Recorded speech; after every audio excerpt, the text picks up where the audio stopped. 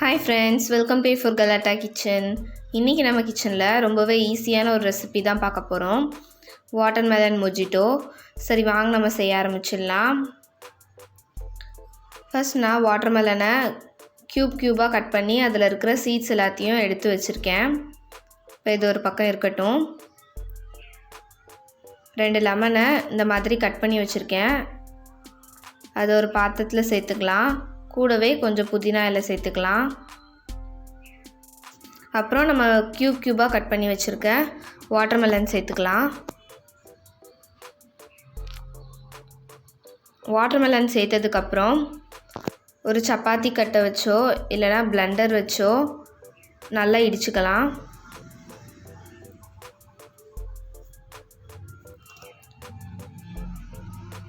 அதை நல்லா இடித்ததுக்கப்புறம் இந்த மாதிரி நம்மளுக்கு கிடைக்கும்.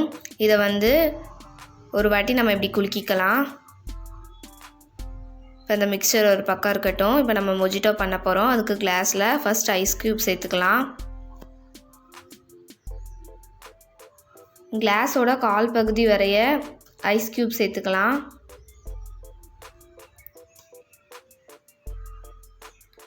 அடுத்ததாக அதில் லெமனை ரவுண்டாக கட் பண்ணி வச்சுருக்கேன்.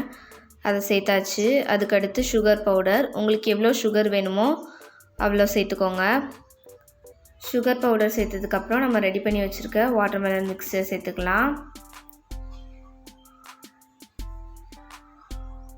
இதை செய்ததுக்கப்புறம் நம்ம இப்போ கிளப் சோடா ஆட் பண்ண போகிறோம்.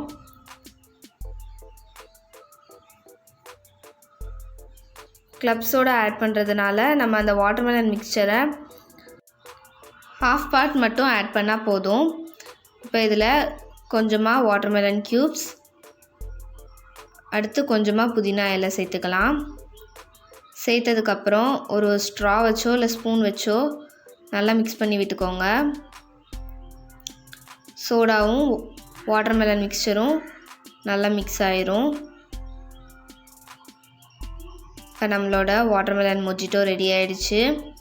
கண்டிப்பாக வீட்டில் ட்ரை பண்ணி பாருங்கள். ரொம்பவே ஈஸியான ரெசிபி, ரொம்ப டேஸ்ட்டாகவும் இருக்கும். இதுக்கான இன்க்ரீடியன்ட்ஸ் கூட நம்மளுக்கு ஈஸியாகவே கிடைக்கிது. அதனால் கண்டிப்பாக வீட்டில் ட்ரை பண்ணி பாருங்கள். உங்களுக்கு இந்த வீடியோ பிடிச்சிருந்துச்சுன்னா மறக்காமல் லைக் பண்ணுங்கள், ஷேர் பண்ணுங்கள், சேனலை சப்ஸ்கிரைப் பண்ணுங்கள். அடுத்து ஒரு சூப்பரான ரெசிபியோடு உங்களை மீட் பண்ணுறேன். பாய் பாய்.